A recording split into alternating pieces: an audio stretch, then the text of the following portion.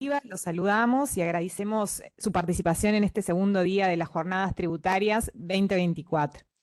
En la tarde de ayer, ya desde las palabras inaugurales de la Directora General de Rentas, que nos acompaña, comenzamos abordando las acciones de promoción del cumplimiento tributario que ha venido desarrollando la Dirección General Impositiva y en particular, a partir de la presentación institucional, el texto ordenado 2023 y las declaraciones precargadas de IVA. Luego nos adentramos en algunas cuestiones de interés relativas al régimen infraccional, en compañía de representantes de la Universidad de la Empresa, la Universidad ORT y la Universidad de la República. Continuando con la temática de esta jornada, certeza jurídica y cumplimiento tributario, a la tarde de hoy hemos previsto dos instancias, una conferencia internacional sobre los programas de cumplimiento voluntario en Latinoamérica y un panel titulado Mecanismos de resolución de controversias en convenios tributarios. Al finalizar cada una de las instancias seguirá un espacio para preguntas y ustedes ya desde este momento pueden ir efectuándolas en el chat. Luego de esta actualización y puesta a punto, damos comienzo a la conferencia internacional, Programas de Cumplimiento Voluntario en Latinoamérica. Para ello nos acompaña en esta oportunidad desde Madrid, si no me equivoco, Ubaldo González de Frutos. Ubaldo es especialista líder de sector en administración fiscal en el Banco Interamericano de Desarrollo, siendo sus principales intereses la fiscalidad internacional y la modernización de las administraciones tributarias. Ha desempeñado diversas responsabilidades en la Agencia Tributaria Española, incluida la Inspección Territorial, el Gabinete de Director General, la Oficina Nacional de Gestión Tributaria, el Departamento de Inspección Financiera y Tributaria y la Delegación Central de Grandes Contribuyentes. La otra parte de su carrera lo ha llevado a puestos internacionales, primero como consejero financiero en la Embajada de España en Estados Unidos, después como experto en el Centro de Política de Administración Tributaria de la OCDE y en la actualidad en el BID. Ha publicado trabajos de investigación sobre la relación entre fiscalidad y desarrollo, en particular la movilización de recursos nacionales. Otras áreas de investigación son la responsabilidad fiscal corporativa, la tecnología aplicada a la administración fiscal y el futuro del impuesto sobre sociedades. Ubaldo es doctor en Derecho y licenciado en Filología de la Universidad Complutense de Madrid y miembro del Cuerpo Superior de Inspectores de Hacienda. Ha impartido numerosos seminarios y conferencias por todo el mundo. Es premio extraordinario de doctorado, premio de la Real Academia de Doctores de España y premio de investigación del Centro de Estudios Fiscales. Ubaldo, te damos la bienvenida, nos honra mucho tu presencia y desde ya te agradecemos tu participación. Margarita. Hola Ubaldo, solamente saludarte. Es un gusto que estés con nosotros, aunque sea a la distancia. Tienes la palabra. Bueno, muchas gracias, Margarita, querida Andrea y todos los colegas de la DGI. El honrado soy yo, la verdad es que es un honor estar con ustedes. Voy a poner una presentación para hablar de forma, yo creo, clara y concisa sobre lo que es el cumplimiento cooperativo, algunos llaman también colaborativo, y voy a dedicar unos 20 minutos a la exposición y luego si hay alguna pregunta hablamos. Verán, la idea fundamental aquí es que no todos los contribuyentes tienen el mismo planeamiento tributario, ¿vale? Desde la administración tributaria tenemos un sesgo, los auditores, de pensar que todos son defraudadores, pero realmente hay, sobre todo las grandes empresas, hay algunas que tienen un enfoque de riesgo tributario bajo. Esto puede nacer de un convencimiento, digamos, de buena ciudadanía corporativa, pero tiene también razones financieras. Por poner un ejemplo, en los principios contables generalmente aceptados en Estados Unidos, si tu posición tributaria es improbable que progrese, le dicen more likely than not, el estándar es si el 51% es tu posición tributaria no se va a sostener si viene la auditoría tributaria, entonces tienes que provisionar el beneficio tributario o la estructura que estás aplicando, es decir, la eventual deuda tributaria. Con lo cual, si tienes que provisionar, ya no tienes los beneficios reflejados en tu cuenta de resultados, los directivos pueden tener stock options, etc. Entonces, como digo, hay temas de buena ciudadanía corporativa o la triple cuenta social de dividendos ESG, ecológico, social y corporativo. o de buena gobernanza. En fin, el hecho es que hay grandes empresas que tienen un enfoque de bajo riesgo tributario y además tienen mecanismos para hacer que ese bajo riesgo tributario se cumpla en la práctica, ¿vale? Volviendo al caso de Estados Unidos, el director de la compañía, el CEO, el gerente general, tiene que firmar a fin de año una declaración que diga que los asuntos tributarios de la empresa están in control, ¿vale? Que están bajo control y para eso tiene que tener un buen sistema de gestión del riesgo fiscal, una auditoría interna del riesgo fiscal, un auditor externo que verifique o certifique que el sistema es bueno y con esos documentos ya puede ir a la administración tributaria y decir, oye, que yo soy contribuyente de bajo riesgo, por favor, tenlo en cuenta cuando planifiques tus auditorías y, si es posible, dame un poco de consideración, pues yo soy uno de tus buenos clientes. Esto es el cumplimiento cooperativo, ¿vale? Es aplicar una técnica que en el mercado se llama discriminación, dar a los buenos contribuyentes, a los buenos clientes, darles siempre la mesa del fondo y al que no ha venido nunca o tiene mala pinta, pues la que hay al lado del baño. Entonces, esta discriminación de grandes contribuyentes se puede hacer mediante el cumplimiento cooperativo. Perdonen un poco si los ejemplos son un poco pedestres, pero es para entenderlos.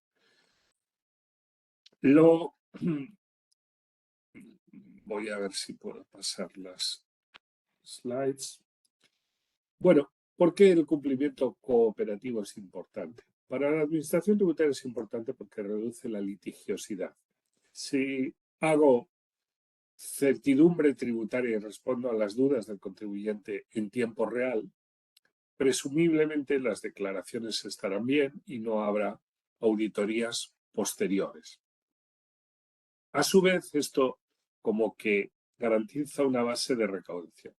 No se engañen, con el cumplimiento cooperativo no van a ingresar más, van a pagar los mismos tributos, van a pagar lo que deben según la ley, pero lo van a hacer de una forma más fácil, con menos fricción.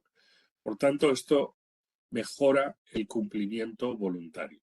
Para los contribuyentes tienen sus ventajas también, como menores costes de cumplimiento, entre otras cosas, soportar una auditoría es un coste fuerte, importante en asesores externos, en tiempo del personal, buscar documentación, distraerte de la gestión ordinaria de los negocios, etc.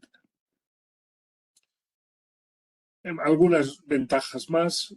Para la administración tributaria vamos a tener información de calidad sobre transacciones complejas y vamos a mejorar en la confianza y el entendimiento mutuo con la empresa. Cuidado, sin llegar a una intimidad que pueda llevar a corrupción, porque eso también tenemos técnicas para que haya transparencia y limpieza.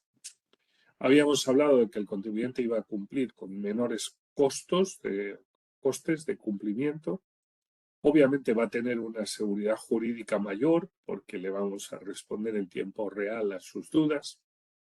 Con esto anticipa o incluso evita las disputas y problemas con la administración tributaria, reduce el riesgo de auditoría, mejora la gestión del riesgo tributario. ¿Queda algo por agregar? Sí, la administración tributaria también tiene una mejor gestión de riesgos y hace un uso eficiente de los recursos, es decir, no manda auditores a compañías de bajo riesgo, sino que los manda a empresas que pueden tener un riesgo fiscal agravado.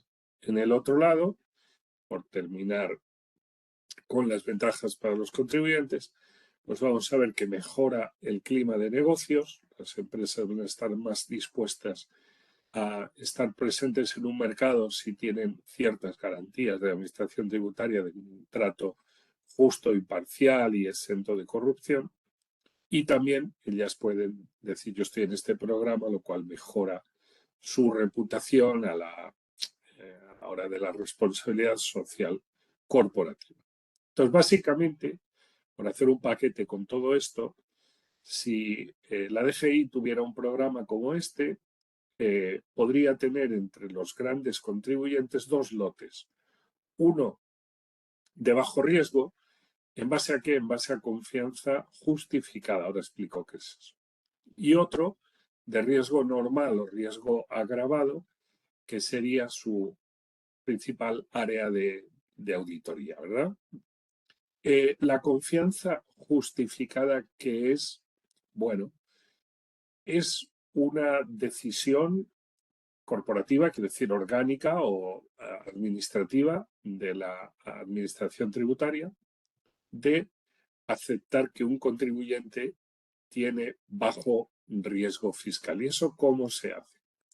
Pues miren, básicamente necesitamos dos elementos. El primero, una declaración formal del Consejo de Administración o del órgano superior de gobierno de la sociedad que diga: mi enfoque es de bajo riesgo. Esto lo pueden ustedes buscar. Hay muchas multinacionales, muchas, que ponen nuestro enfoque al riesgo fiscal. Y ahí escriben: no buscamos posiciones agresivas, no tenemos filiales en paraísos fiscales, nuestra política de precios de transferencia es ortodoxa, buscamos donde sea posible acuerdos previos de valoración con las administraciones tributarias y no tenemos planificación con híbridos y por tanto, nuestro enfoque de riesgo es cumplir lo que está en la ley y nada más que lo que está en la ley, pero cumplir con suficiencia y respetar las instituciones locales. Ese es digamos, la declaración, pero esa declaración, claro, sería algo sin sustento, sería puramente retórica, si no tuviera detrás un mecanismo. Ese mecanismo se llama marco de control de riesgos fiscales y ese marco de control de riesgos fiscales consiste básicamente en una aplicación informática que dé soporte y transparencia a todas las transacciones, a una implicación muy activa del departamento tributario en todos los procesos de la empresa, por ejemplo, con el comercial para ver lo que lleva IVA y lo que no, con el departamento de contabilidad para determinar el cálculo de las provisiones, amortizaciones, etc. Pues sistema tributario, conexión interna, un sistema de responsabilidades donde los administradores o los trabajadores de primer orden puedan tomar decisiones hasta un cierto monto y a partir de ahí la decisión se eleve al director financiero o incluso al comité de auditoría de la empresa. Pues ese sistema, llamamos marco de control de riesgos fiscales, es un paquete en sí mismo. Se puede y se debe certificar por auditores internos y auditores externos. Y cuando tenemos ese mecanismo, entonces la administración tributaria puede pasar al control sistémico, ¿vale? Al control que se apoya en los sistemas de la empresa. Es decir, en lugar de auditar transacción a transacción, línea por línea, lo que hace la empresa, me voy y verifico que el sistema de gestión de riesgos tributarios es robusto. Pido los informes de los auditores internos y externos. Someto, si quiero, este marco de control a algún test. Le puedo preguntar qué ocurre si sube el IVA, qué ocurre si cambia la legislación societaria, cómo se refleja esto.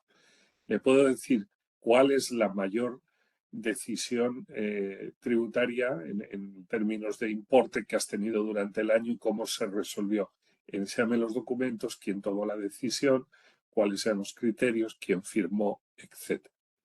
Entonces, si la compañía, si la administración tributaria confía en el marco de control de riesgos, gracias, por ejemplo, a los informes de los dos auditores, interno y externo, o incluso ha verificado por sus propios medios que el marco de gestión de riesgos es robusto, entonces, insisto, a este contribuyente lo quito del lado de los malos, lo pongo en el lado de los buenos y me dedico a otras cosas más productivas, ¿vale? No sé si hay alguna pregunta hasta ahora. Yo creo que los conceptos son claros. Ahí llegamos a un momento en que la administración tributaria y las empresas cooperan. Entonces superamos este marco mental del policía y el ladrón, o el ratón y el gato, donde se presume la mala intención del contribuyente, y empezamos a trabajar con ellos en reformas al marco regulatorio, sea sustantivo, sea procedimental, que nos permiten también mejorar como organización y que al contribuyente pues, le dan un confort, un margen de tranquilidad y le permiten focalizarse en sus negocios. Ahora, esto que parece así como una historia un poco de color de rosa, bueno, para los que no han estado quizá muy expuestos a esto, les digo, yo tuve en 2000, yo creo que hubo desde el año 2004, fue la primera vez que yo oí hablar de esto en el contexto de la Unión Europea, en Bruselas, en una reunión, y ahí ya los holandeses nos presentaron su programa que le llamaban monitoreo horizontal, horizontal monitoring, que encapsula en esos dos conceptos la idea de esto, porque dice monitoreo, que es un poco más suave que control, y horizontal, que es lo contrario de lo que hacemos siempre, que es vertical, ¿no? Una relación de sumisión. Aquí es más una relación de cooperación. Entonces, todo esto en la OCDE lleva, insisto, pues 20 años funcionando y no es un experimento con gaseosa. El banco está promoviendo esto en América Latina, pero con la base de que esto no es una idea, es un proyecto. Ahora, ¿hay desafíos? Pues sí. Es difícil, es una materia muy sofisticada, la de la fiscalidad internacional en las grandes empresas, y es difícil. Si viene una gran empresa y te dice, oye, esta operación de inversión que quiero fusionarme o adquirir una compañía, ¿tiene riesgos o no los tiene? ¿Su política de precios de transferencia es correcta o no lo es? ¿Voy a tener establecimiento permanente? Bueno, pues no son preguntas sencillas y a lo mejor necesito auditores o abogados muy capacitados para que me ayuden a resolverlo, ¿no? Entonces ese es el primer talón de Aquiles. El segundo es un cambio cultural, esto del paradigma del ratón y el gato o el policía y el ladrón, lo tenemos tan permeado en nuestra visión de la actividad de la administración tributaria que es difícil de romper ese molde. Hay desafíos de uso de la información, porque en este caso lo que hay es una gran transparencia entre la administración tributaria y la empresa.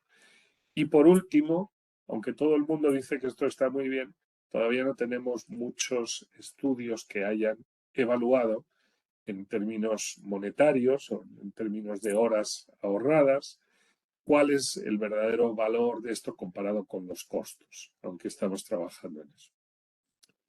Hay otros temas de gobierno corporativo que no está tan avanzado en América Latina como en los países de la OCDE.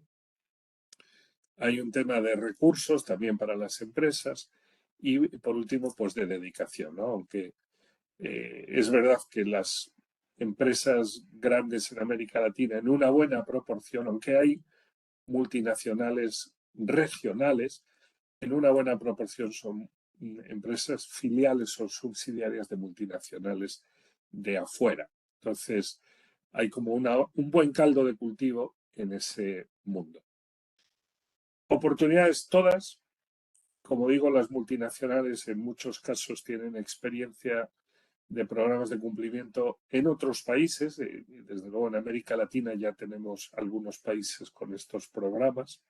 Las administraciones tributarias no parten de cero. La unidad de grandes contribuyentes es donde esto se ubica de forma natural y todos los países la tienen. La administración latinoamericana tiene un buen avance en digitalización y también ya 15 años de intercambio de información, o 10 según los casos, de intercambio de información tributaria que abonan un poco este caldo de cultivo de una relación más horizontal. También es yo creo, un buen activo para la región que el Banco Interamericano esté promocionando esto, que yo creo que lo que estamos haciendo es traer a la región algo que funciona y mejorar en general el clima de inversión. Pero bueno, esto desde luego son cosas que hay que verificar en la práctica, ¿no? ¿Qué hacemos desde el BID? Bueno, ahora les enseño la siguiente transparencia con los países donde estamos, pero tenemos una especie de paquete de apoyo donde entramos con el país en un diseño del programa. Esto es una acción a un par de años vistas, si funciona bien el país, y si no, pues a lo mejor 3. Y ahí empezamos ya a cuantificar los recursos que se necesitan, modelar un poco la oferta de servicios de seguridad jurídica para los contribuyentes, porque ahí se incluye, pues fíjate, consultas tributarias, procedimiento administrativo mutuo, o sea, MAP, acuerdos anticipados de precios, resolución transaccional de disputas tributarias, se puede incluir agente de cuentas para un grupo multinacional, o sea, hay como un menú de opciones y cada país lo configura un poco de acuerdo con sus necesidades y su tradición jurídica y su contexto político. Ahí hacemos un evento de lanzamiento que sponsoriza el BID, típicamente en un hotel, y ahí invitamos a las empresas y eso da un buen impulso al programa y también una buena reputación a la administración. Continuamos codiseñando el programa a través de foros donde escuchamos a las empresas. Apoyamos con el marco jurídico, con diálogo con partes interesadas, creadores de opinión, bloggers, medios de comunicación. Podemos apoyar con publicaciones y seminarios. Y luego en la fase de implementación, pues ya vamos dando acompañamiento técnico hasta que tenemos suficiente material como para lanzar un piloto con 4 o 5 empresas. Vemos cómo funciona. Luego escalamos ese piloto a un programa general donde estén las empresas, insisto, las que decida cada administración tributaria, porque al final ustedes van a ser los dueños de esto. Esto lo empezamos en el verano del 23 y 18 meses después, pues casi todo el mapa regional está un poco completo. Por ir por orden, el primer país donde estuvimos fue Perú. Contamos, recuerdo, con la presencia de Margarita Faral en ese evento y luego las cosas avanzaron medio rápido. Tenemos un programa funcionando muy bien en Ecuador, también en Costa Rica, estamos también con la República Dominicana avanzando. Brasil lanzó el Confía con asesoramiento del banco ya hace 3 años, en el 21, y estamos trabajando con ellos para homologar esto un poco más. Brasil está en fase piloto ya y pronto va a generalizar esto. Tenemos también conversaciones con Chile, que tiene un programa de cumplimiento cooperativo completo, pero sí que está trabajando en ese sentido. Y tenemos discusiones iniciales con Paraguay, con Panamá, también con Argentina, especialmente en los últimos tiempos.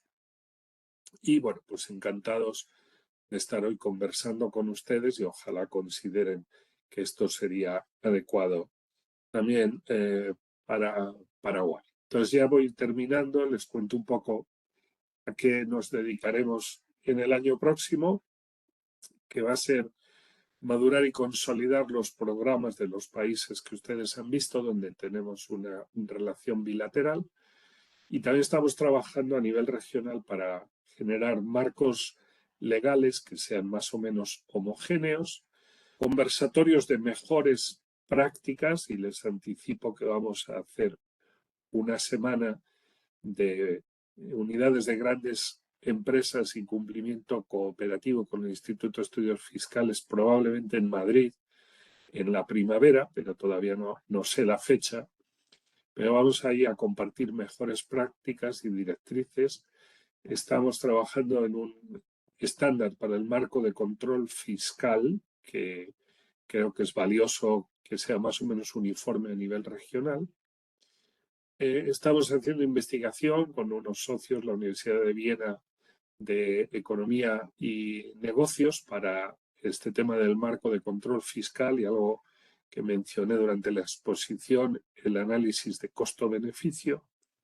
Este seminario con el Instituto de Estudios Fiscales de España que acabo de mencionar, estamos creando un curso en línea, un MOOC, un curso de aprendizaje asíncrono, es decir, cada uno al ritmo que prefiera, en la plataforma de cursos del banco, acciones de comunicación y diseminación.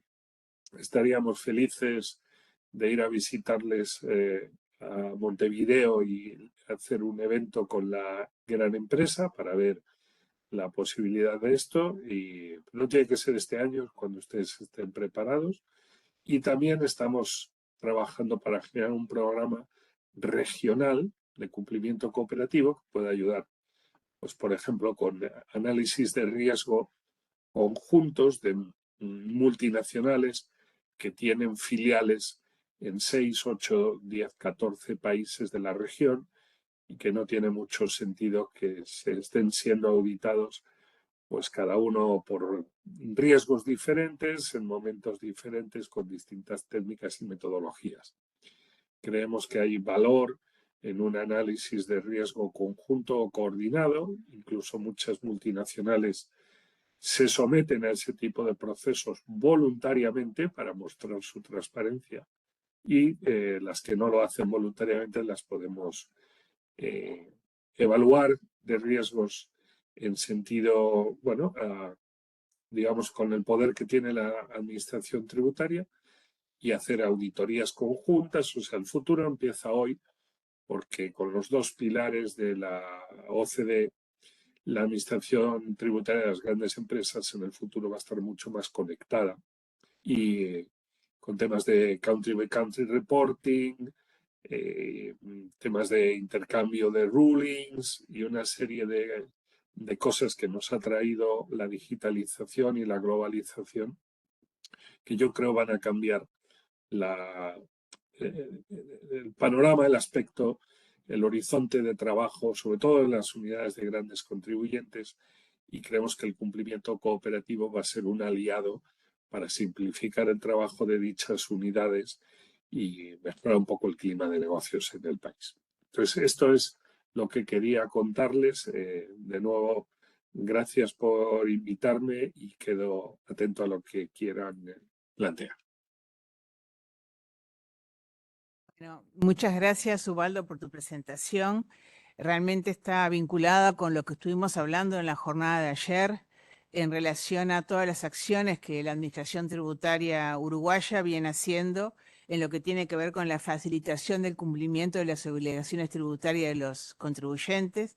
Ayer justamente destacábamos distintas acciones y lo que ha hecho la DGI para impulsar y facilitar el cumplimiento voluntario, y sin duda que el programa que impulsa el BID en lo que tiene que ver con el cumplimiento colaborativo o cooperativo, según el país como le llamemos, impulsa justamente esa diferencia entre el enfoque tradicional de una administración tributaria que cometida específicamente o centralizada en lo que es el combate al fraude, sino justamente en acciones colaborativas de fomentar el cumplimiento voluntario. Así que, bueno, la visión, que es verdad, yo la había podido conocer a través de esa actividad en la cual participamos. La verdad que nos había resultado por demás interesante, y bueno, los tiempos hacen que en esta instancia la podamos presentar públicamente, y bueno, y haremos un seguimiento de todo el avance de todo esto. Nuevamente, muchas gracias, Ubaldo, por tu presentación y por tu generoso tiempo destinado a esta actividad. Muchas gracias. Gracias a Andrea tiene ustedes. la Un palabra. saludo. No, simplemente agradecerte, Ubaldo, y bueno, esperemos que en próximas instancias te tengamos acá en Montevideo. No hay preguntas en el chat y así que bueno, quizás con esto ya pasamos al otro panel. Y bueno, nada, una vez más agradecerte, Waldo. Un saludo, éxitos a todos. Gracias, Ubaldo. Adiós.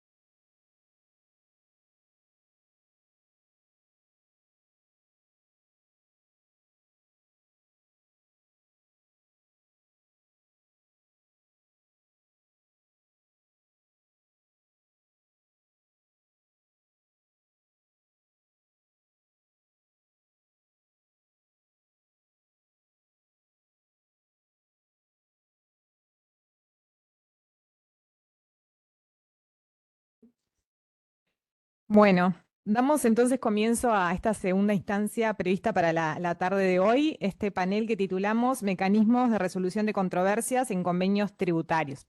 Participan en el mismo la Universidad Católica de Uruguay, la Universidad de Montevideo y la Dirección General Impositiva. Por la Dirección General Impositiva nos acompaña Carolina Cito, quien nos va a compartir la experiencia que en esta materia viene teniendo nuestro país. Carolina se desempeña en el Departamento de Fiscalía Internacional de la División Grandes Contribuyentes, es abogada, egresada de la Facultad de Derecho de la UDELAR, con un título de máster en Derecho y Técnica Tributaria y un posgrado en Derecho Tributario Internacional de la Universidad de Montevideo. Fue ayudante grado 2 en la asignatura de Derecho Financiero de la UDELAR hasta octubre del 23. Actualmente es profesora de materia relativa a los convenios para evitar la doble imposición en el posgrado de Tributación Aplicada de la UEM. Por la Universidad de Montevideo nos acompaña Horacio Viana a efectos de ahondar en las cuestiones técnicas del procedimiento de acuerdo mutuo, o MAP por sus siglas en inglés. Horacio es abogado, máster en Derecho y Técnica Tributaria por la Universidad de Montevideo. Es máster en Estudios Avanzados en Derecho Tributario Internacional por la Universidad de Leiden. Es docente invitado en el posgrado de Derecho Tributario Internacional de la Universidad de Montevideo. Y finalmente por la Universidad Católica del Uruguay nos acompaña Leonardo Costa, quien abordará el tema arbitraje tributario. Leonardo es abogado de la Universidad de la República y posgraduado del International Tax Program de la Harvard Law School. Es socio de Brum Costa, sus principales áreas de especialización son el derecho tributario, corporativo y bancario y el asesoramiento en compliance y prevención del lavado de activos. Fue consultor del Programa de las Naciones Unidas para el Desarrollo, del BID, de la Asociación de Supervisores Bancarios de las Américas y de diversos gobiernos extranjeros en las áreas de su especialidad. Dicho esto, bueno, les doy la bienvenida y bueno, les agradezco su tiempo para participar en estas jornadas y bueno, nada, simplemente ya cederles la palabra. Caro, ¿empiezas tú? Sí.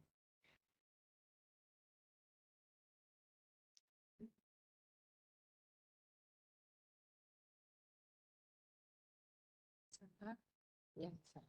Bueno, gracias Andrea. Buenas tardes a todos. Yo voy a hablar de los desarrollos recientes en Uruguay relativos al procedimiento de acuerdo mutuo, OMAP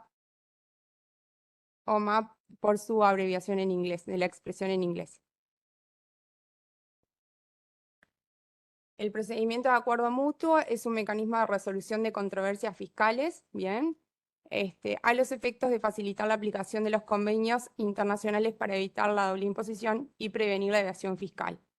El procedimiento está previsto, tiene como antecedente el artículo 25 del modelo de convenio de la OCDE, ¿bien? Y ha sido incorporado en todos los convenios para evitar la doble imposición celebrados por Uruguay. 8 de ellos convenios adicionan además una cláusula de arbitraje. También este procedimiento está incorporado en los acuerdos de intercambio de información celebrados por Uruguay, únicamente en lo que respecta al apartado 3 del modelo de convenio de OCDE, que es una especie de procedimiento que pueden iniciar de oficio las autoridades competentes de las administraciones tributarias a los efectos de facilitar la interpretación y aplicación de los convenios. Finalmente, dentro de nuestro ordenamiento jurídico, este procedimiento está incluido dentro del estándar mínimo obligatorio establecido por la Convención Multilateral, como ustedes saben, ratificada por la Ley 19.814. Bien, ¿cuál es la finalidad de este procedimiento amistoso? Bueno, como mecanismo de resolución de conflictos, en realidad promueve la correcta interpretación y aplicación de los convenios. Este es un mecanismo que tienen los contribuyentes cuando entiendan que un convenio puede haber sido aplicado en forma errónea. Bien, asimismo, minimiza los riesgos de doble imposición involuntaria. La idea es aplicar los convenios en forma, y esto es buscando evitar la doble imposición. Garantizan una eficiente resolución de controversias y asimismo, como mecanismo de resolución de controversias, también brinda certeza jurídica a los contribuyentes. Este mecanismo de resolución de conflictos forma parte del estándar mínimo de BEPS. Como ustedes saben, el 30 de junio de 2016, Uruguay se adhiere al marco inclusivo del Plan BEPS y asumiendo con esta adhesión el compromiso internacional de adoptar este estándar mínimo propuesto por BEPS.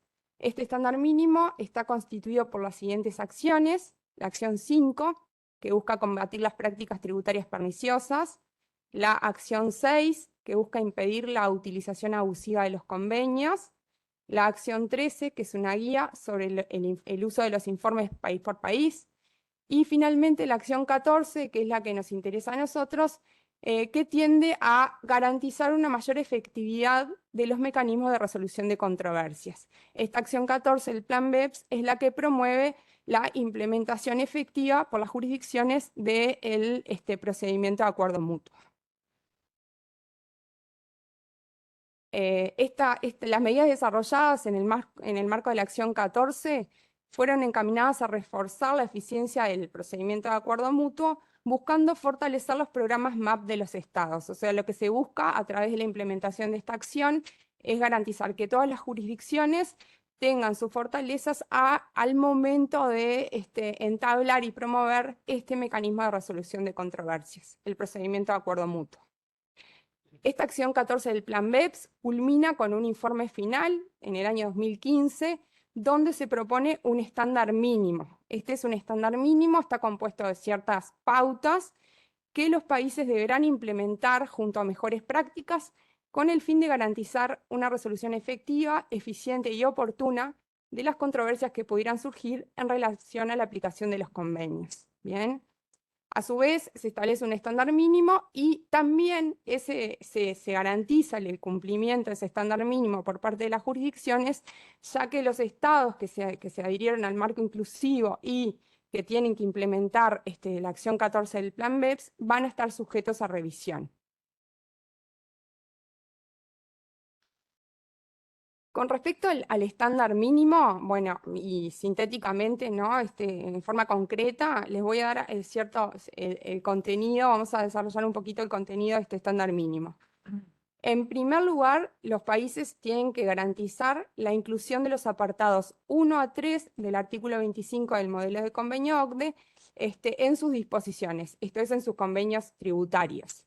Este es un aspecto más bien técnico que le voy a dejar a Horacio, que le va a exponer la parte más técnica del procedimiento de acuerdo mutuo. Bien, pero lo cierto es que los países tienen que garantizar que en sus convenios para evitar la doble imposición cumplan con lo dispuesto por los apartados 1 a 3 del artículo 25. En caso de que no cumplan, se establece alguna medida alternativa. Bien.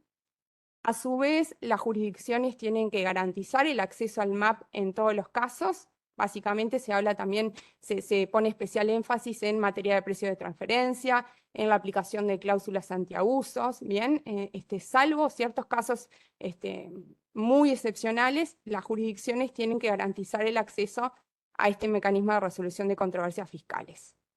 Asimismo, no solo garantizar el acceso, sino también las jurisdicciones tienen que garantizar una correcta implementación de los acuerdos alcanzados. Este procedimiento amistoso se inicia a solicitud del contribuyente y tiene como resultado un acuerdo entre las autoridades competentes, entre las administraciones tributarias, y lo que se busca con el estándar mínimo es que las jurisdicciones garanticen la implementación, esto es la aplicación del acuerdo que se alcance. Bien, también las jurisdicciones se comprometen a resolver en forma oportuna estos casos.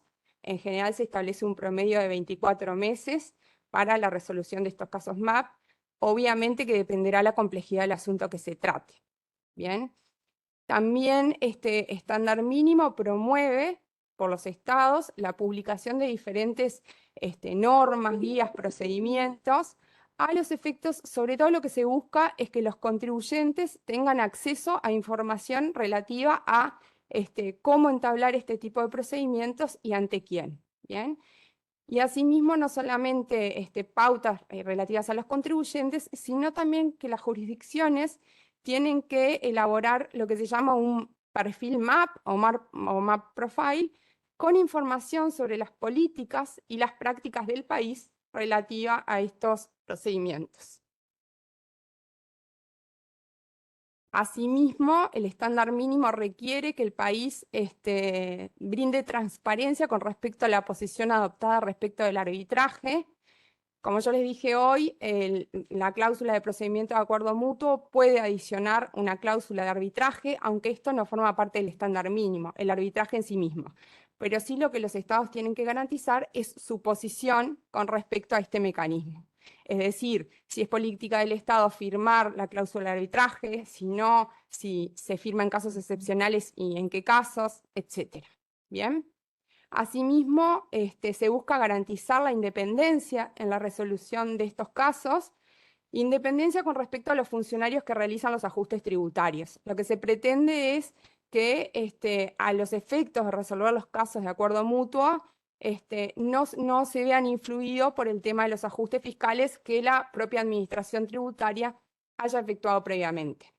A su vez, también se requiere que las administraciones tributarias provean de recursos adecuados para garantizar el buen funcionamiento de este mecanismo de resolución de controversias.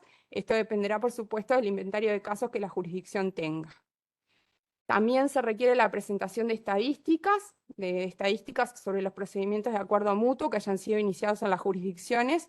Uruguay todos los años presenta información relativa a su propio inventario. Y sepan ustedes que este contenido de estándar mínimo que yo les expuse en forma muy sintética, actualmente está sujeta a revisión, o sea que probablemente algunas de estas pautas también se modifiquen o se adicionen otras. Bueno, y una vez que vimos el estándar mínimo, también sepan que la forma en que se tiene de garantizar que las jurisdicciones cumplan con el mismo es a través de diferentes evaluaciones. En cuanto a la metodología de evaluación para el cumplimiento con este estándar mínimo por parte de los países, existe lo que se llama un proceso de revisión entre pares, ¿tá? Y hay dos tipos de revisiones dependiendo de ciertas condiciones. En primer lugar, hay una revisión completa. Esta revisión se deja para aquellos países que tengan experiencia significativa en la resolución de casos MAP, ¿bien? Entre las condiciones que tienen que reunir es o un umbral mínimo de 10 casos de procedimiento de acuerdo mutuo iniciados en esa jurisdicción, o también el Estado puede estar sujeto a una revisión completa cuando, si bien no llega a ese umbral mínimo de casos MAP, tenga alguna retroalimentación de alguna jurisdicción par, es decir, haya sido observado en cuanto a sus políticas y prácticas por otro Estado. ¿Bien? En los demás casos, el país va a tener una revisión simplificada. ¿Bien? ¿Qué es lo que se busca a través de la revisión simplificada del cumplimiento del estándar mínimo de la acción 14 del plan BEPS? Sobre todo se busca fortalecer los programas MAP de los diferentes países sujetos a revisión. O sea, cuál es la situación del Estado y sobre todo el fortalecimiento de esas políticas de procedimientos de acuerdo mutuo. Esta modalidad de revisión simplificada, que es la que ya les adelanto, tuvo Uruguay, consta de 2 etapas. Una primera etapa de evaluación, ¿bien? Ahí básicamente se analizan 4 puntos. En primer lugar, se analiza toda la red de convenios tributarios para evitar la doble imposición que el país haya celebrado a los efectos de determinar si la cláusula de procedimiento de acuerdo mutuo, que todos los convenios la tienen en el caso de Uruguay, se alinea o no al estándar mínimo establecido por la acción 14 del Plan BEPS. ¿Bien? Esto es básicamente por el artículo 25 del modelo de convenio de OCDE o con alguna medida alternativa. ¿Bien? También se verifica que el país cuente con ciertos documentos de acceso público y para facilitar la promoción de estos acuerdos por parte de los contribuyentes. Concretamente se analiza si el país cuenta con una guía de procedimiento de acuerdo mutuo. Una guía le llamamos a ciertas directrices, ¿no? Ciertas pautas que tengan los contribuyentes para conocer ante dónde se presenta este procedimiento, cuál es la autoridad competente en la jurisdicción evaluada, cuáles son los pasos a seguir una vez que uno inicia este procedimiento amistoso, ¿bien? Y también el perfil MAP. ¿Qué es el perfil MAP? El perfil MAP es como una fotografía de la jurisdicción en cuanto a sus prácticas y a la implementación de este procedimiento de acuerdo mutuo. Finalmente también se verifica si la jurisdicción evaluada ha presentado estadísticas MAP. Estas estadísticas son muy importantes porque se conoce a nivel, digamos, a nivel de país por país, todos los casos de acuerdo mutuos iniciados, el estado en el que se encuentran, las diferentes jurisdicciones machean sus propios casos de procedimientos de acuerdo mutuo, ¿bien? Y se cuenta con información muy valiosa para todas las jurisdicciones. Y finalmente también se analiza un poco el tema de la aplicación práctica de lo dispuesto por el estándar mínimo al momento de resolver los casos MAP que la jurisdicción evaluada tenga. ¿Bien? Una vez que se evalúa estos puntos a nivel de la jurisdicción evaluada, en un plazo de 2 años se realiza lo que se llama una actualización. Esta actualización, ¿cuál es la finalidad? Bueno, en realidad con la actualización lo que se busca es conocer la situación actual, es decir, la situación a los 2 años de la jurisdicción evaluada, y sobre todo se da seguimiento a las recomendaciones que la jurisdicción haya tenido con respecto a implementaciones que tuviera que realizar. Bueno, y con respecto a nuestro país, Uruguay fue sujeto a revisión de pares durante el transcurso de este año. Fue la primera auditoría a los efectos de determinar si, dado el compromiso internacional asumido en el año 2016, el país cumplía con el estándar mínimo dispuesto por lo establecido por la acción 14 del Plan BEPS. ¿Bien? La revisión de pares fue realizada en su modalidad simplificada, ya que Uruguay no llegaba al umbral mínimo de 10 casos MAP. Nosotros tenemos 2 casos MAP en nuestro inventario, uno que ya fue finalizado y otro que está en trámite. Y también Uruguay no había tenido observaciones por parte de algún par sobre cómo llevó adelante algún caso MAP o alguna política que haya implementado en esta materia. Bien. Bueno, y contarles que el 18 de noviembre, ahora recientemente, fue aprobada en la sesión del MAP Forum el reporte de nuestro país. El MAP Forum es un grupo de trabajo de autoridades competentes que analizan todo lo relativo a la acción 14 del Plan BEPS, ¿bien? Y que es el organismo encargado, digamos, de aprobar en primer lugar el reporte de las jurisdicciones evaluadas. El MAP Forum aprobó el reporte de nuestro país, surgiendo que evaluadas las políticas y prácticas en relación al MAP, Uruguay cumple con el estándar mínimo establecido por la acción 14 del Plan BEPS. Para la resolución eficiente de las controversias y también a los fuimos evaluados en esta auditoría que les digo, Uruguay cuenta con ciertos instrumentos, digamos, que garantizan que nuestro programa de MAP es un programa fuerte y que llega al caso de iniciarse un procedimiento de acuerdo mutuo ante nuestra jurisdicción, tenemos las herramientas como para llevarlo adelante. En primer lugar, Uruguay cuenta con cláusulas de procedimientos de acuerdo mutuo incorporadas en todos sus convenios para evitar la doble imposición. A su vez, cuenta con una guía de procedimiento de acuerdo mutuo. Esta guía es un documento elaborado con pautas e información útil para quien resuelva promover un MAP, para aquel contribuyente que quiera iniciar un procedimiento de acuerdo mutuo. Esta guía es de acceso público, está en el sitio web de la DGI y se puede encontrar a través del link que dejamos en la PPT. Bien, a su vez, Uruguay cuenta con un perfil MAP publicado en el sitio web de la OCDE. Este perfil también es de acceso público y allí encontramos información relativa a las políticas y prácticas del país en relación al procedimiento de acuerdo mutuo.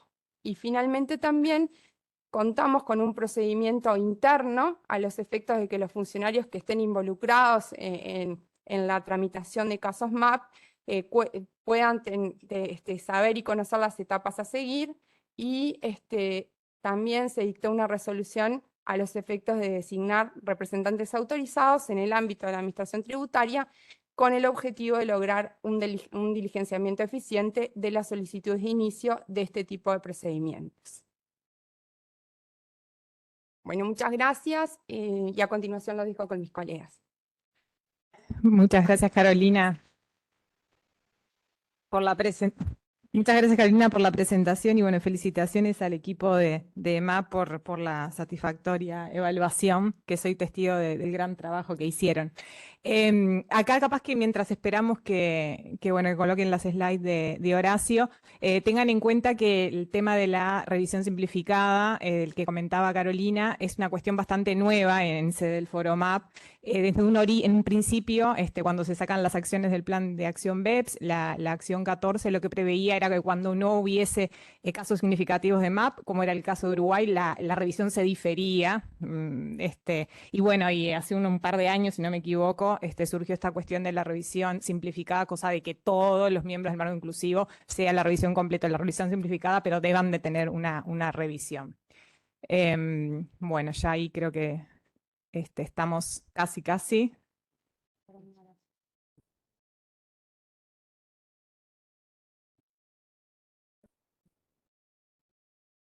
Ahora cuando te...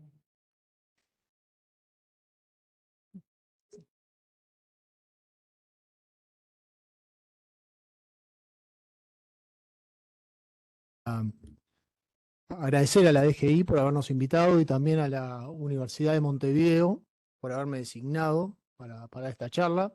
Yo voy a hablar del procedimiento amistoso a instancia del contribuyente, ¿no? El procedimiento amistoso, como decía Carolina, es un procedimiento establecido en los tratados para evitar la doble imposición, para resolver los conflictos o diferencias que existan en esos tratados, ¿no? Está establecido en el artículo 25 de los modelos OCDE y ONU y en la mayor parte de los tratados para evitar la doble imposición.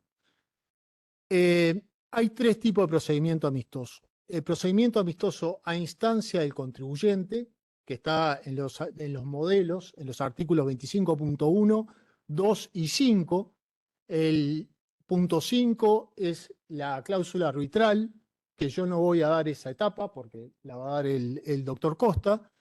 Después tenemos el procedimiento amistoso para la interpretación o aplicación del tratado. En este caso hay una dificultad para aplicar el tratado, una dificultad en la interpretación del tratado, entonces las autoridades competentes se ponen de acuerdo en interpretarlo de determinada manera o aplicarlo de determinada manera, es decir, a diferencia del procedimiento amistoso en instancia del contribuyente, está dirigido a un número genérico de contribuyentes y no dirigido a resolver un caso específico.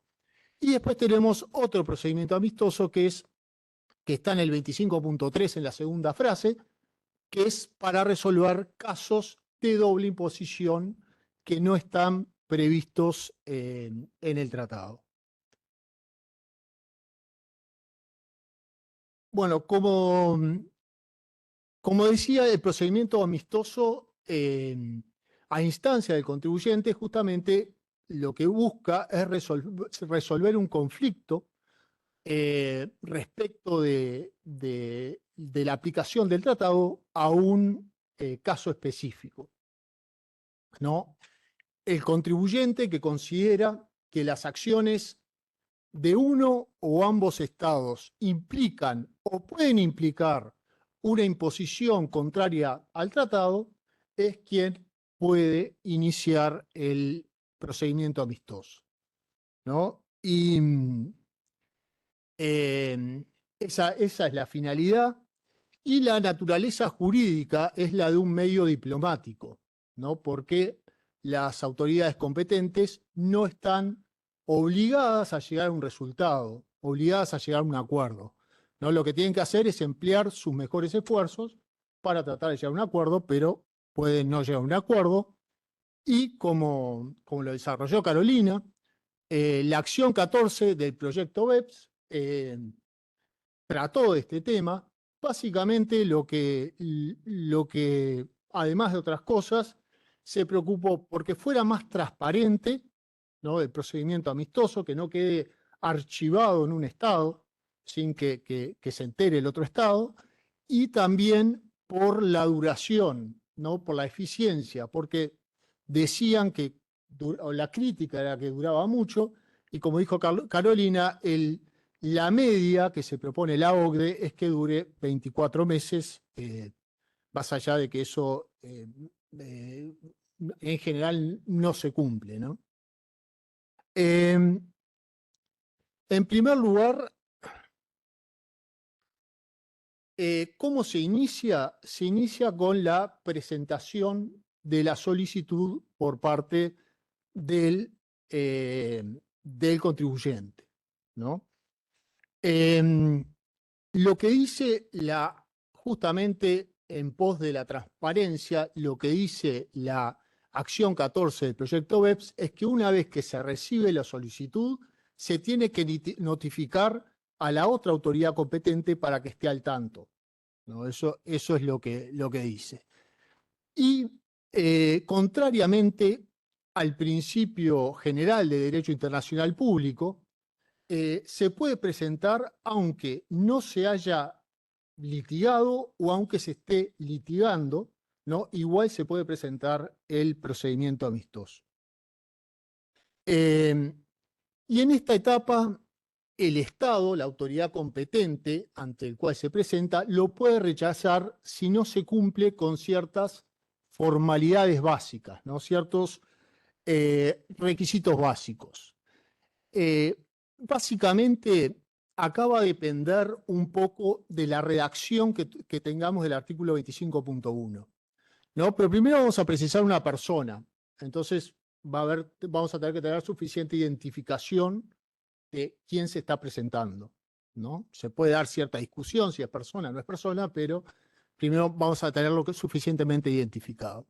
Y después tenemos la redacción del artículo 25.1 post-BEPS y pre-BEPS, ¿no? Y en Uruguay hay varios tratados que ahí menciono que tienen la redacción pre-BEPS, porque esos estados no aceptaron esa cláusula en el convenio multilateral para adoptar las medidas BEPS, ¿no?, que en esos tratados tienen todavía la pre-BEPS.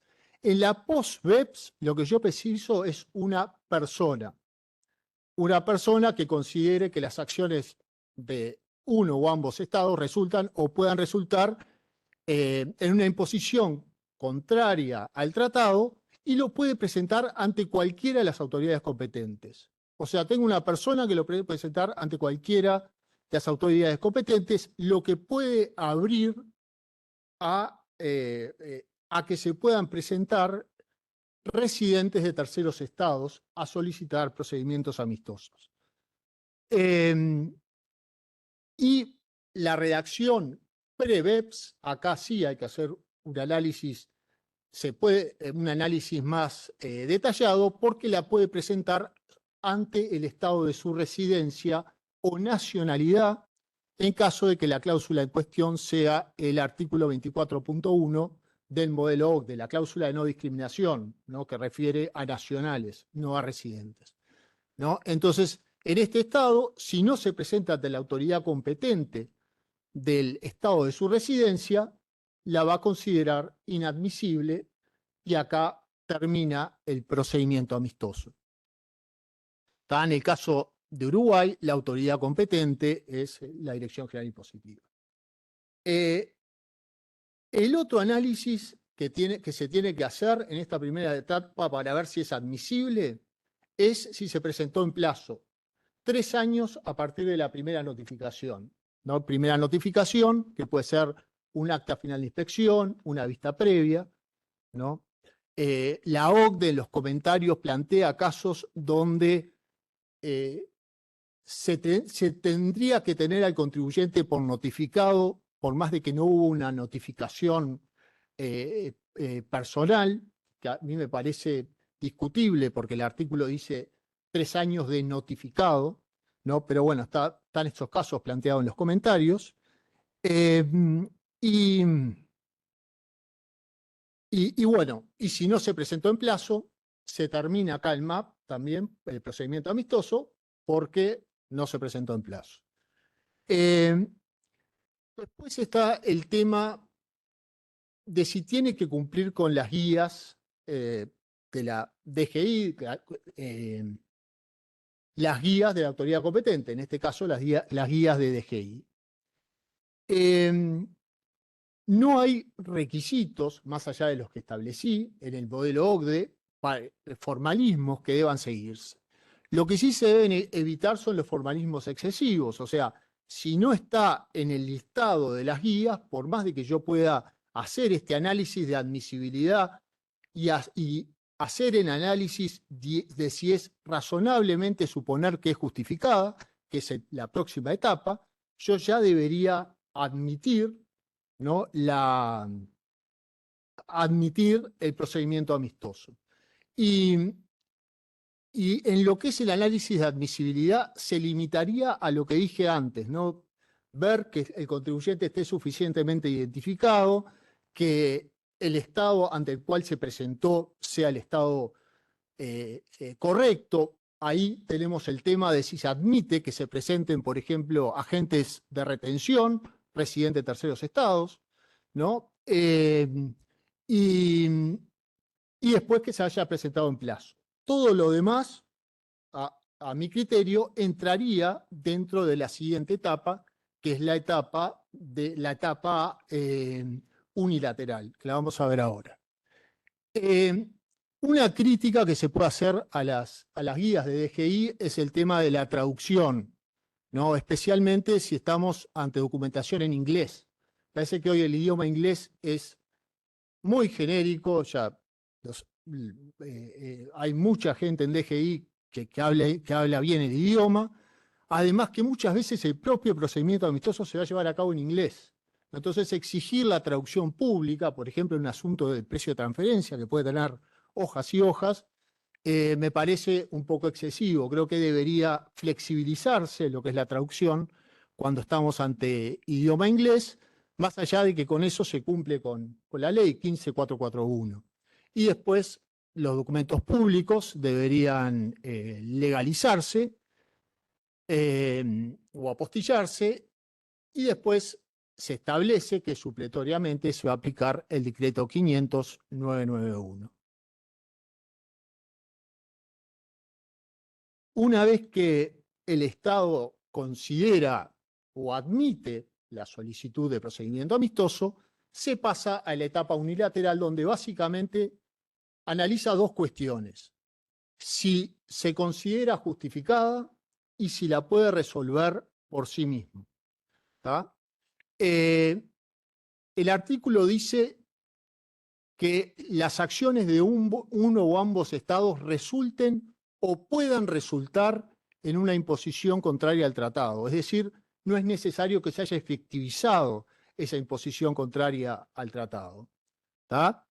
Y lo que debe hacer para ver si es justificada o no debe ser razonable suponer, o sea, no tiene que probar que hay una imposición contraria al tratado o que pueda haber una imposición contraria al tratado. La barrera de entrada es baja, no hay que probar, sino que debe ser razonable suponer, y ahí ya pasa este análisis de si es justificada o no la solicitud de procedimiento amistoso.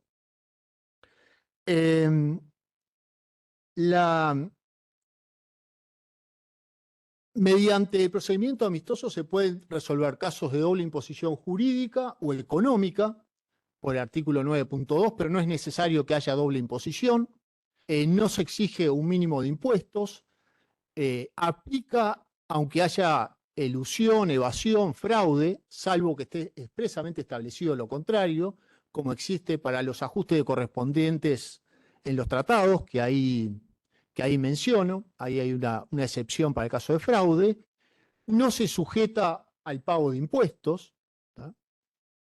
Y bueno, si el Estado no la considera justificada, termina el MAP, ¿tá?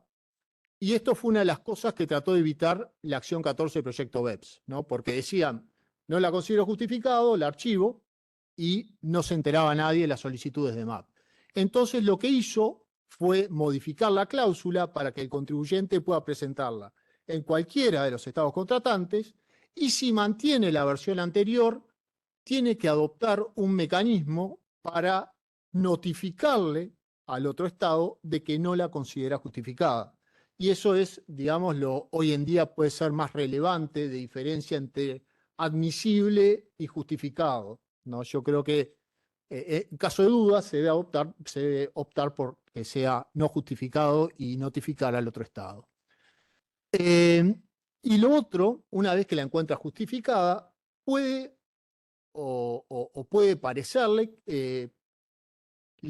puede ser la propia autoridad competente ante la cual se presenta la causante de esa imposición contraria al tratado, ¿no?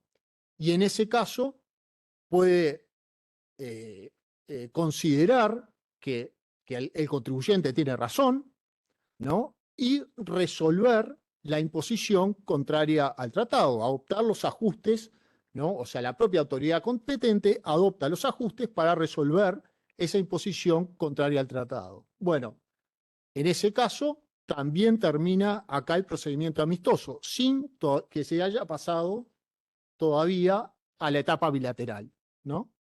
Si no la puede resolver por sí mismo, porque la imposición contraria al tratado la causó el otro estado o la causan ambos estados, ¿no? Y la considera justificada, ¿no? Si se cumplen esos dos requisitos, es que se pasa a la etapa bilateral del procedimiento amistoso, ¿no? En general se envía una nota con la posición de la autoridad competente a la otra autoridad competente, la otra autoridad competente manda sus respuestas con las posibles soluciones, áreas de acuerdo y desacuerdo, etcétera, sean discusiones, negociaciones, ¿no? Y respecto del contribuyente, es relevante que aplica el decreto 500/991, o sea que va a poder acceder a las actuaciones, presentar medios de prueba, ¿no? Más allá de la eventual ineficacia de los remedios de derecho interno, en caso de que no se cumpla esto, y de que sean aceptados por la otra autoridad competente, ¿no? Que están esos problemas, pero está establecido y puede terminar sin acuerdo, o sea, las autoridades competentes no se ponen de acuerdo, y aquí vuelve a terminar el procedimiento amistoso, o con acuerdo. Y el acuerdo puede ser que existió una imposición contraria al tratado, y entonces hacen los ajustes necesarios para resolverla, que puede ser de acuerdo a lo que solicitó el contribuyente o no, ¿no? O si no, pueden decir, no hubo una imposición contraria al tratado, se puede poner de acuerdo con eso. En lo que son los comentarios al modelo OCDE en los comentarios al modelo OCDE, dicen que debe sujetarse al acuerdo del contribuyente y al desistimiento de recursos administrativos y acciones jurisdiccionales, ¿no? Para que no se haga un juego con eventuales acciones jurisdiccionales, ¿no?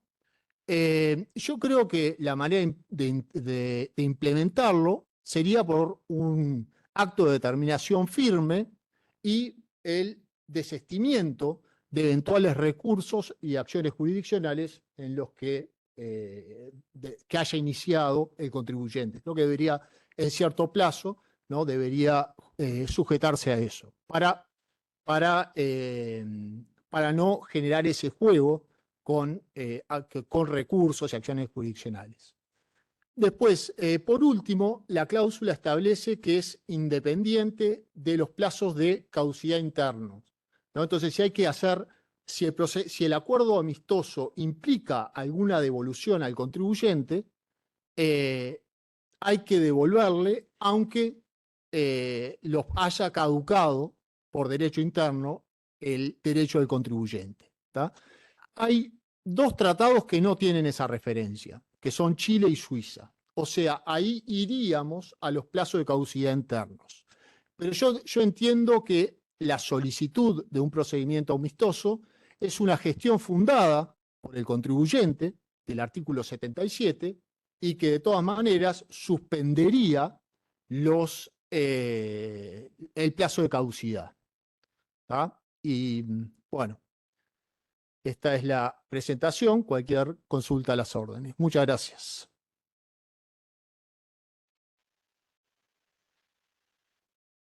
Muchas gracias, Horacio, por tu presentación, un tema tan relevante. Mientras se va poniendo las slides para Leonardo, bueno, Leonardo nos va a hablar del tema arbitraje tributario. Que ustedes tengan en cuenta, es un mecanismo también que quizás relevante, teniendo en cuenta que el MAP puede, en definitiva, no exige que los estados se pongan de acuerdo, ¿no?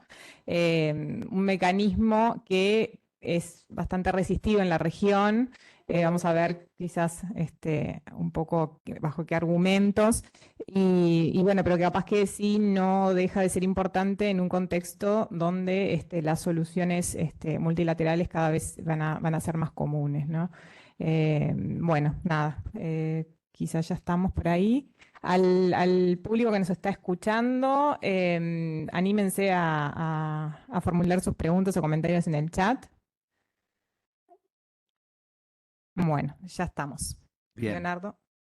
nuevamente hacer las mismas palabras de Horacio, agradecer a la DGI por la invitación y también a la Universidad Católica que me designó para este tema. Un tema que a mí, yo lo escuchaba recién a Horacio y se me abrían un montón de preguntas y cosas para que uno pudiera hacer en el medio de la intervención, pero una de ellas ¿es posible renunciar de antemano a los recursos? Y bueno, hay sentencia del TCA, dice que el contribuyente nunca puede renunciar. O sea, estos temas del MAP y el arbitraje tributario generan, me parece que más allá de lo que, son como dos mundos paralelos, ¿no? Es decir, lo que la OCDE dice y sus comentarios y la legislación interna respecto de resoluciones que eventualmente se puedan estar tomando a nivel de la Dirección de Fiscalidad Internacional en la DGI y el contribuyente discutiendo aquí, abriendo un MAP o eventualmente pidiendo un arbitraje. Entonces, yo realmente cuando preparaba, digo, en la teoría funciona, muchos tratados lo establecen. Hay varios arbitrajes tributarios. En la región Ecuador tiene 2, Argentina tiene 2. Pero obviamente que primero, hay algunas cosas que yo voy a mencionar aquí. No voy a pasar las que ya se establecieron, pero que tienen un montón de interrogantes en el derecho interno y también en el derecho internacional, que bueno, creo que de alguna manera voy a intentar dejar más preguntas que respuestas. Esa es la gran verdad.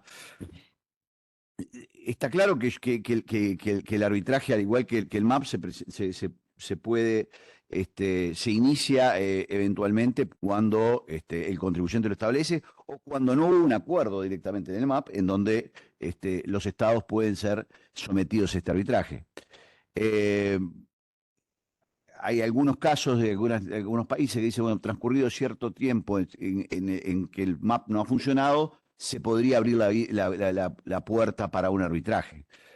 Ahora, cuando uno dice, bueno, obviamente el arbitraje es como ustedes bien saben, es un mecanismo de resolución privada de controversias que tiene ventajas y tiene desventajas. Ahí yo pongo algunas, pero la realidad es que este mecanismo privado, y voy a hacer un paralelismo con el arbitraje como lo concebimos en el sector privado, tiene muchas dificultades. Primero es la elección de árbitros, el conocimiento que puedan tener los árbitros de estos temas extremadamente complejos. Si uno a veces ante la administración tributaria estamos discutiendo si hay un establecimiento permanente, si no hay un establecimiento permanente, si el individuo es residente, no es residente, si hay un problema de caracterización de una figura jurídica, en fin, en temas de precio de transferencia no me puedo imaginar ese tipo de discusiones. Bueno, primero, ¿quién puede resolver estas cosas con el conocimiento, con un poco lo que decía Horacio, el conocimiento del idioma, sobre todo cuando estamos en presencia de empresas multinacionales, los costos que tiene un arbitraje? Eso obviamente está en el debe del tema arbitral. En el haber, yo puse algunas de las cosas que, por lo menos en la literatura, voy a ir más rápido acá, obviamente, en todo el tema de economía digital, impuestos digitales, establecimiento permanente, precio de transferencia, hay un mundo de cosas que nos pasa a nosotros en el ámbito interno, a veces discutiendo o interpretando de un lado o de otro de la relación jurídica tributaria, pero que mucho más se va a plantear sobre todo con temas crecientes de internacionalización de nuestra economía y de nuestro sistema tributario. Yo me imaginaba un caso teórico que no sé si se ha dado, pero en la relación básicamente con Argentina, ¿no? Uno puede decir, un individuo se cree residente tributario uruguayo en base a las normas internas uruguayas y Argentina podría decir, no, el tratado, estoy refiriéndome básicamente a la causal de residencia por adquisición de inmueble o empresa, concretamente. Y bueno, perfectamente el Estado argentino podría decir, mire, a los efectos argentinos el individuo no se dio de baja y sigue siendo residente fiscal en la Argentina. Y sin embargo, o sea, ese tipo de controversias hoy no nos las imaginamos porque probablemente los montos de dinero hacen que este tema del arbitraje pueda ser un poco teórico, pero en forma creciente y sobre todo en materia de precio de transferencia y de precios multinacionales, esto puede llegar a aparecer. Tengo una de las características que es mi desorden respecto de las PPT, pero las imprimí para evitar justamente este tema. Uno de los problemas serios que hay en contra del arbitraje es la famosa doctrina Calvo, para los que recuerdan Internacional Público, que decía que la responsabilidad de un gobierno hacia los extranjeros no puede ser mayor que su responsabilidad hacia sus propios nacionales. Y entonces uno dice, ¿cómo les puedo estar ofreciendo a un no residente un mecanismo de resolución de controversias que a un contribuyente local no la tiene? Y de pronto tengo que estar, y esto no es una crítica a la administración, es parte del sistema, tengo que estar en un vía crucis de 4 años para ver si, en el mejor de los casos, capaz que 3, el Tribunal de lo Contencioso Administrativo me da o le da la razón a la administración tributaria. Entonces, este mecanismo parecería ser que, así como planteado, muchos dicen, bueno, esto es contrario justamente a una posición clásica de los países, sobre todo sudamericanos, que fueron tenían el postandarte de la doctrina Calvo.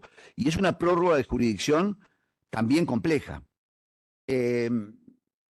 Básicamente, la doctrina Calvo dice que los ciudadanos extranjeros, o en este caso los residentes extranjeros, debieran hacer valer sus derechos por los mismos mecanismos que hacen valer sus derechos los nacionales, para evitar justamente algo que decía Horacio, que me pareció muy interesante, es, ojo que no juegue a dos bandas, voy por el MAP y eventualmente después voy y recurro. Claro, nosotros tenemos en nuestro mecanismo constitucional y con posición ya, diría yo, bastante aceptada por el Tribunal de Contencioso Administrativo, es que no hay renuncia a derechos sustantivos, o mejor dicho, a la defensa de los derechos sustantivos. Entonces, se podría generar una especie de loop al respecto. El contraargumento de esto, obviamente, está dado que los conceptos de soberanía fiscal o de soberanía y ausencia de prórroga de jurisdicción ya han sido dejados de lado, de hecho, por los estados, en la medida en que tiene una amplia red de tratados, la propia ratificación de las convenciones, de muchas de las convenciones que ha hecho el Uruguay, en los hechos ha admitido de que perfectamente puede funcionar, o mejor dicho, de que el Estado uruguayo ha aceptado la prórroga de jurisdicción y ha aceptado que terceros no nacionales puedan estar resolviendo sus conflictos. Obviamente que el país tiene una larga tradición en arbitraje comercial. Entonces, la gran pregunta es, bueno, ¿y si hubiese un arbitraje tributario? Vamos a plantear una situación hipotética en la que viene un contribuyente, le plantea a la Administración Tributaria Uruguaya de que no hay un establecimiento permanente. La Administración Tributaria Uruguaya entiende que sí. Él es residente de otro estado con el cual Uruguay firmó. Entonces empezamos a discutir eso.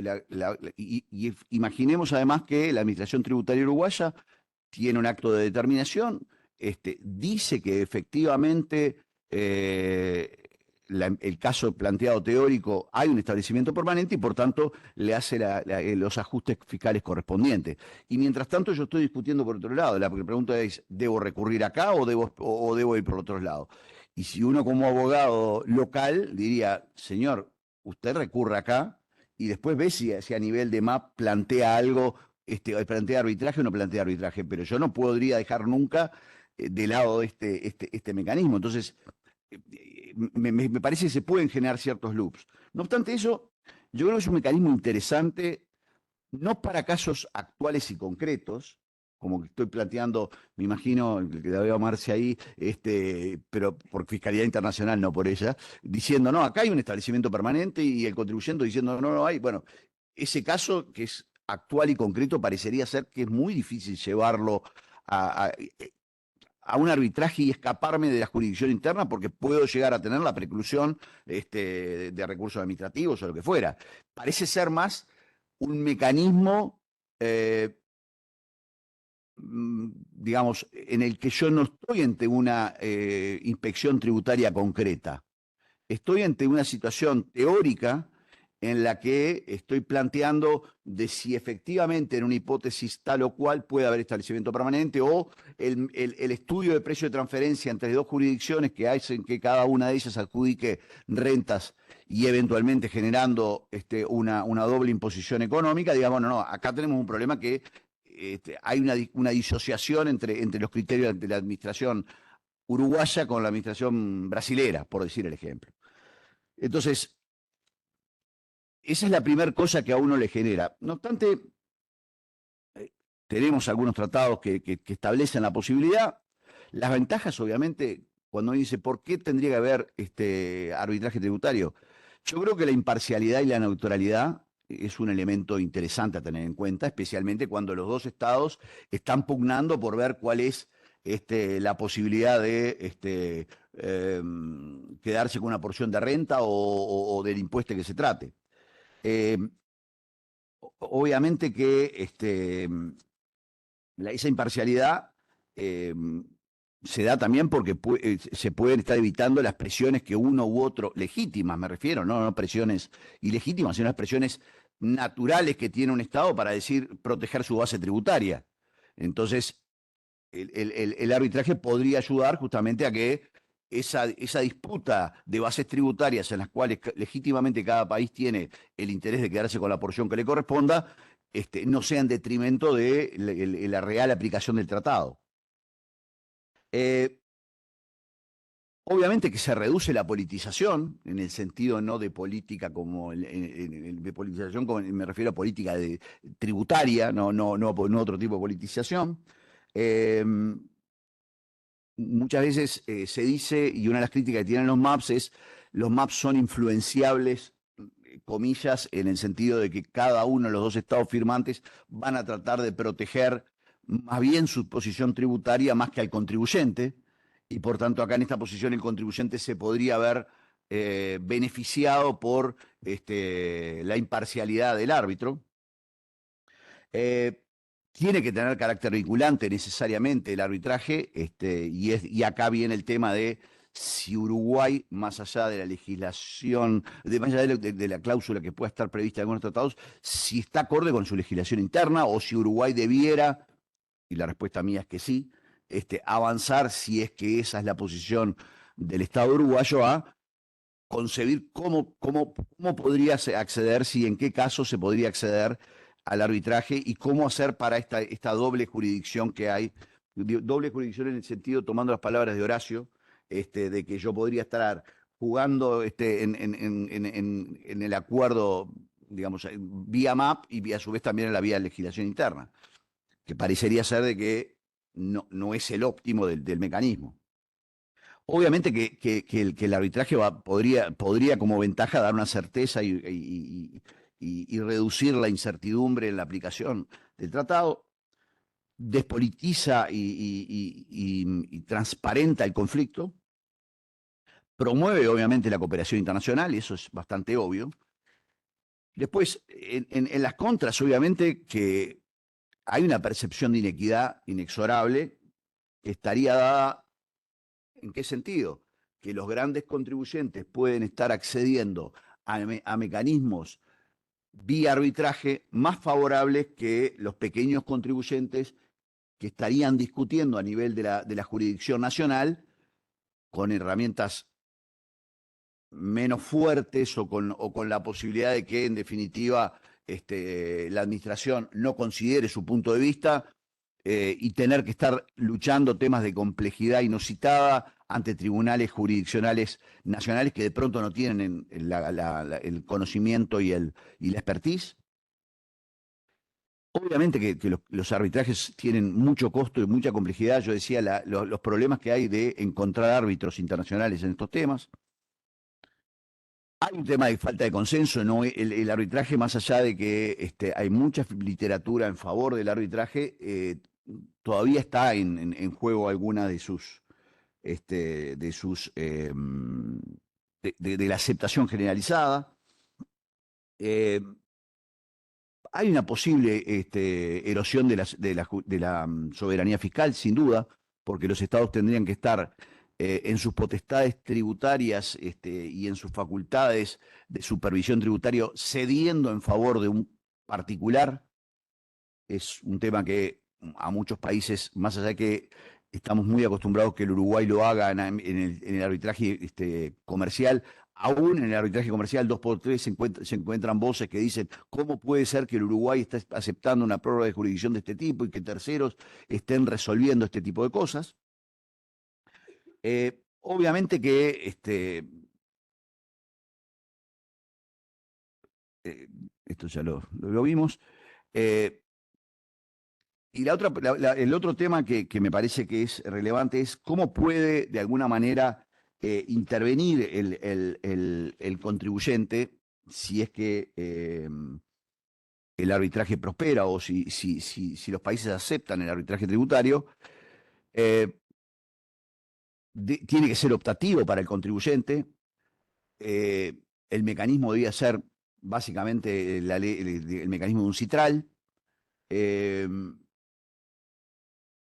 La posibilidad que el contribuyente actúe o intervenga activamente en el arbitraje tiene que estar prevista en forma expresa. Debiera de avanzarse y de aceptarse esto, que el contribuyente tenga una legitimación activa en poder participar de ese arbitraje. Imagino un caso en el cual el contribuyente está discutiendo la doble imposición.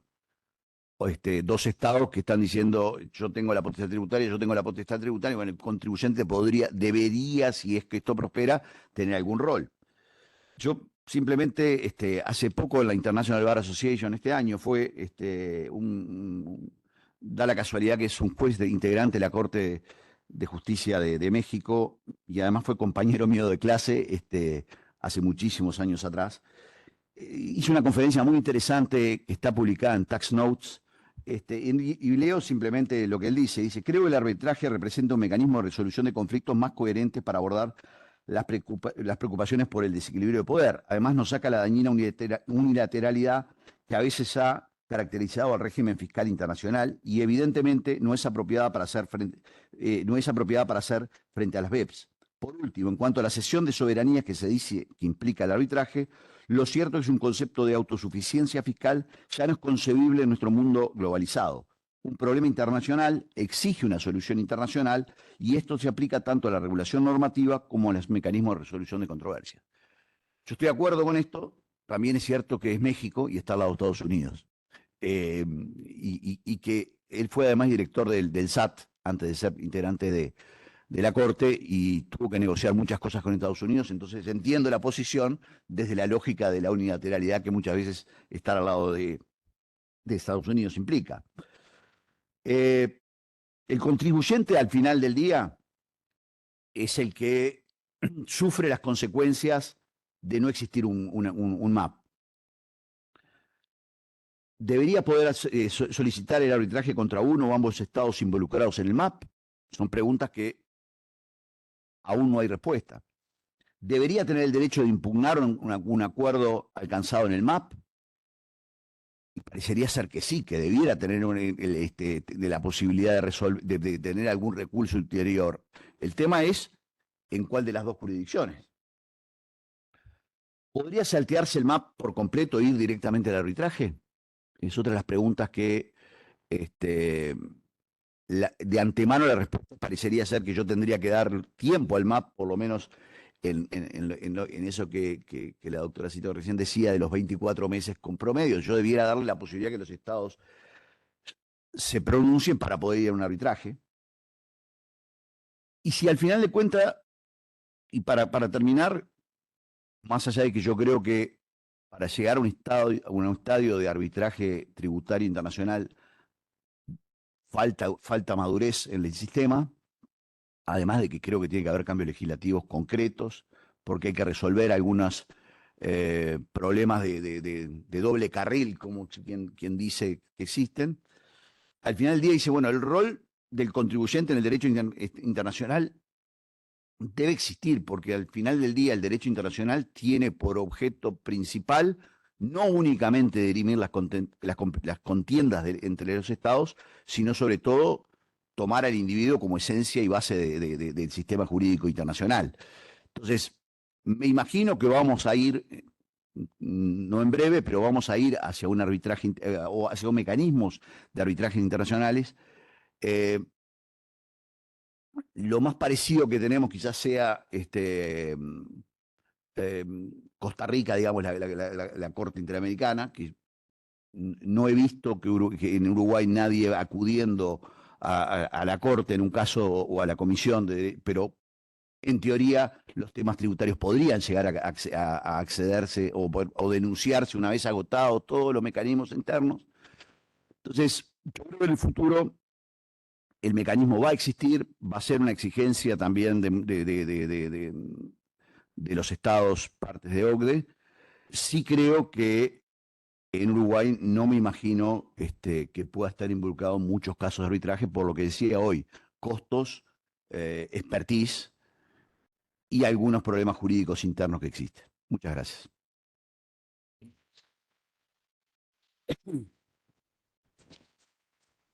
Muchas gracias, Leonardo. Bueno, y a propósito un poco lo que comentabas del futuro en estos temas, la semana pasada justamente se aprobó en el seno de las Naciones Unidas la Convención Marco en la Asamblea General. Y bueno, y uno de los temas de esa Convención Marco que se va a empezar a negociar de aquí al 27, en paralelo a esa negociación se van a negociar dos protocolos tempranos, uno sobre el tema de la tributación de los servicios transfronterizos y otro, el tema de la segunda o del segundo protocolo temprano se va a elegir entre algunos 4 o 5 temas, que hay uno de ellos es el tema de prevención y resolución de disputas, que es un tema, como ven, de suma actualidad y relevancia acá de aquí en los próximos años. Ya veremos a ver hacia dónde vamos.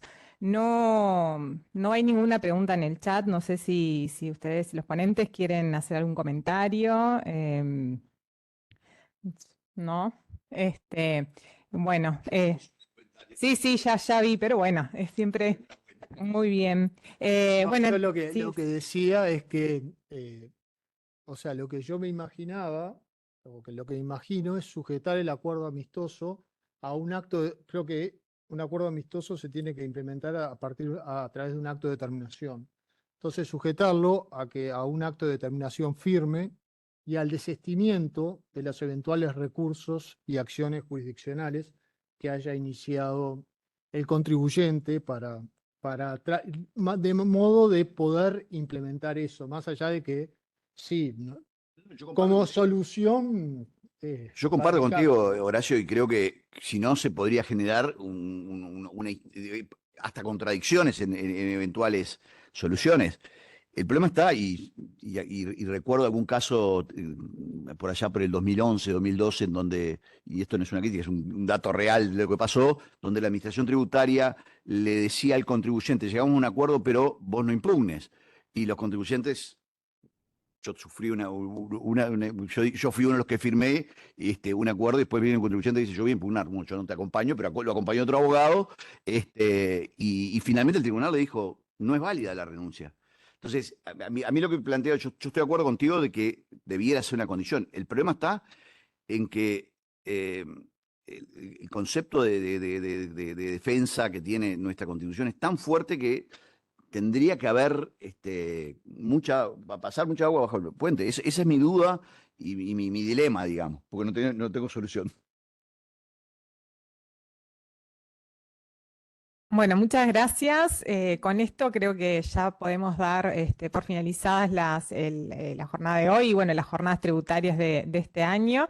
Agradecerles nuevamente a los ponentes por su tiempo y la disponibilidad para preparar las presentaciones y a todos los que están conectados y se hicieron un hueco en las agendas para escucharnos.